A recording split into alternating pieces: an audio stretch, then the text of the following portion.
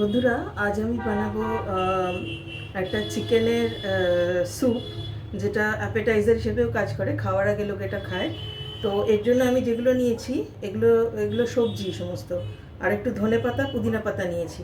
এর মধ্যে সবজির মধ্যে বিনস নিয়েছি, গাজর নিয়েছি, আর পালং শাক নিয়েছি, অল্প বাঁধাকপি নিয়েছি। আর এছাড়া চিকেনগুলোকে আমি এরকম ছোট ছোট টুকরো করে কেটে নিয়েছি। এখন এই চিকেনগুলো আর এই সমস্ত সবজিগুলোকে আমি আগে একটুখানি একটা স্টক বানিয়ে নেবো, মানে জলেতে সেদ্ধ করে নেবো প্রেশার কুকারে। তারপর সেই স্টকটা আর জিনিসগুলো আলাদা করে নেব, নিয়ে তারপরে আমি স্যুপটা বানাবো।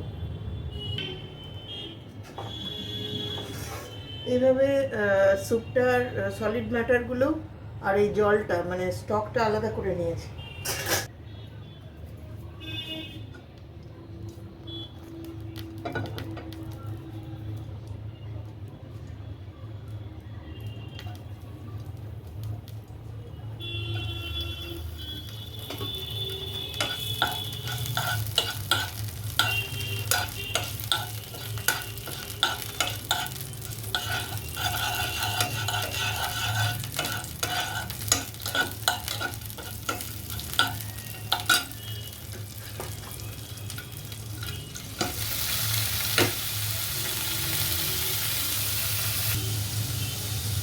সবজিগুলোকে হালকা সটে করে নিয়ে তারপরে এটার মধ্যে নুনটা দেব।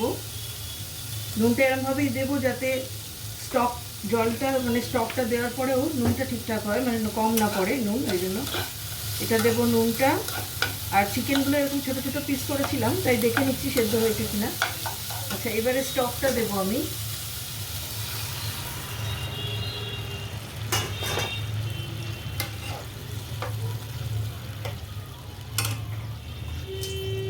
তারপরে একটু গোলমরিচ ছড়িয়ে দেবো ওপর থেকে, গোলমরিচ গুঁড়ো।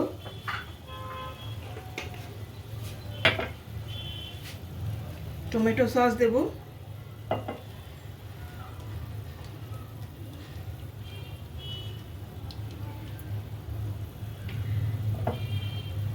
একটু সয়া সস দেবো।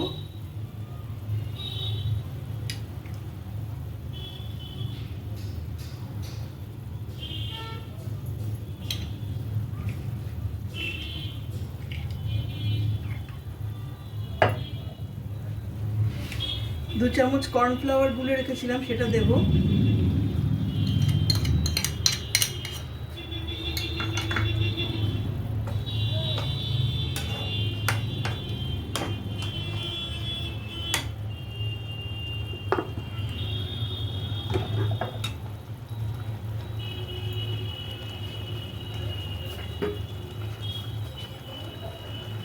আর শেষে একটা ডিমকে ফাটিয়ে পাশ দিয়ে আস্তে আস্তে করে দেবো।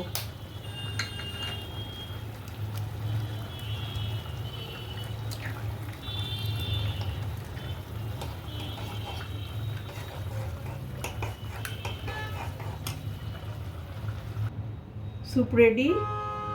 ওপর থেকে একটু লেবু, একটু ধনেপাতা আর একটু পুদিনা পাতা দিয়ে সার্ভ করব।